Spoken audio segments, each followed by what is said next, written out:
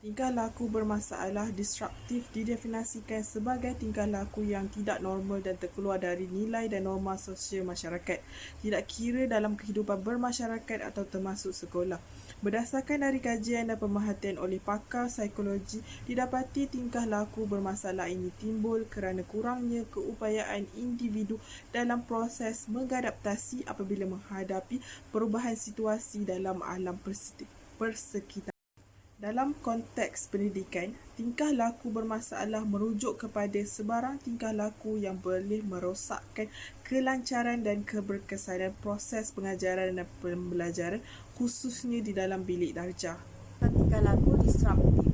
Tingkah laku disruptif ada dua, iaitu tingkah laku positif dan tingkah laku negatif. Tingkah laku positif ialah tingkah laku bermasalah positif dalam aspek proses pengajaran dan pembelajaran merujuk kepada perlakuan pelajar yang ingin tahu secara keterangan, cepat belajar, pintar cerdas dan proaktif turut berlaku atau di sekolah dipanggil hyperaktif. Manakala tingkah laku negatif ialah destruktif, iaitu tingkah laku antisosial. Destruktif berkaitan tingkah laku mengganggu pelajar lain. Contoh tingkah laku destruktif ialah kurang memberikan perhatian, hyperaktif, pendiam, kurang sopan, tidak menyiapkan kerja yang diberi oleh guru, mudah marah atau agresif, gemar bercakap dan melengah-lengahkan kerja. Perhatian diagnostik terhadap tingkah laku deskriptif. Contoh tingkah laku deskriptif ialah bercakap pada masa yang tidak sesuai, bergerak tanpa adat di kawal guru, melemparkan sesuatu atau mengganggu kawan. Kekerapan yang berlaku adalah sebanyak 4 kali dalam 10 minit, meninggalkan tempat duduk 3 kali dalam 10 minit, 2 kali dalam 10 minit. Bilangan pelajar adalah sebanyak 5 orang bercakap sesama sendiri tanpa menghiraukan guru, 7 orang bergerak kemejarakan tanpa kebenaran, 3 orang melempar sesuatu contoh kertas atau pemadam untuk mengguraukan. Seterusnya, pelajar di sekolah mempunyai sifat ingin tahu yang tinggi untuk mencuba sesuatu yang baru. Seterusnya, pelajar di sekolah mempunyai sifat ingin tahu yang tinggi untuk mencuba sesuatu yang baru. Selain daripada itu, dipengaruhi individu lain dan media massa, kebosanan dengan aktiviti kelas dan masalah emosi. Kaedah pengajaran untuk membantu pelajar bermasalah ialah belajar sambil bermain. Sebagai contohnya, cikgu menyediakan aktiviti sewaktu pembelajaran seperti teka silang kata. Oleh itu, pelajar yang mempunyai tingkah laku destruktif akan tertarik untuk terlibat sama dalam aktiviti pembelajaran. Selain itu, ianya juga memainkan peranan, contohnya melibatkan lakonan dan pelajar diminta menjadi pelakon. Oleh itu, para pelajar akan tertarik dan guru akan merumuskan di akhir pembelajaran. Seterusnya adalah teknik pemudah caraan. Teknik ini melempukan kepada kemahiran cikgu sendiri untuk memotivasikan murid, membimbing, menggalakkan mereka aktif dalam proses pembelajaran. Peneguhan negatif pula di mana jika teknik peneguhan positif tidak berkesan, maka guru perlu menggunakan peneguhan negatif untuk mengawal tingkah laku murid seperti denda, memarahi murid atau menyuruh mereka menjalani time out. Peneguhan negatif ialah stimuli yang dipindahkan atau dihapuskan dengan tujuan menguatkan tingkah laku positif supaya ia dapat diteruskan.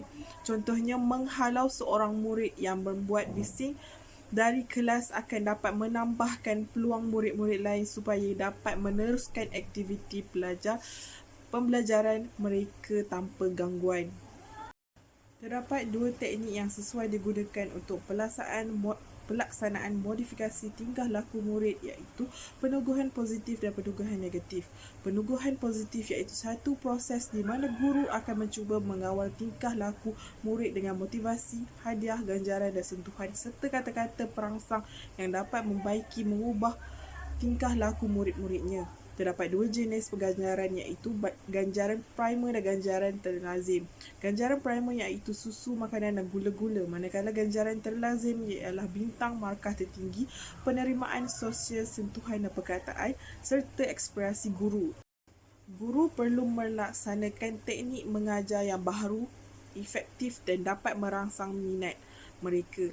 Aktiviti yang pelbagai dapat menarik minat murid dan mewujudkan situasi di mana murid-murid tertunggu-tunggu untuk melihat aktiviti berikutnya. Yang ketiga ialah dari segi sekolah. Sekolah perlu membina perasaan kemasyarakatan dalam kalangan muridnya, iaitu murid mesti merasakan mereka ialah anggota yang dapat menyumbangkan ke arah pencapaian matlamat sekolah. Sekolah juga perlu mengambil berat mengenai prasarana yang perlu bagi murid-muridnya. Yang keempat ialah latar belakang murid. Murid yang datang daripada keluarga penyayang mungkin dapat menunjukkan kasih sayang kepada orang lain, disenangi oleh rakan sebaya dan tidak terlalu menuntut perhatian. Murid yang tidak mendapat kasih sayang di rumah akan cuba mendapatkan daripada guru dan rakan sebaya. Murid ini akan berusaha menarik perhatian guru dan kadang-kadang boleh menimbulkan masalah disiplin.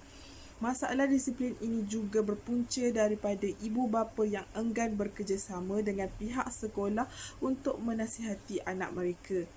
Selain itu, ibu bapa yang bekerja tidak dapat meluangkan masa yang mencukupi bersama-sama anak mereka dan mereka menyerahkan tanggungjawab mendidik anak mereka kepada guru.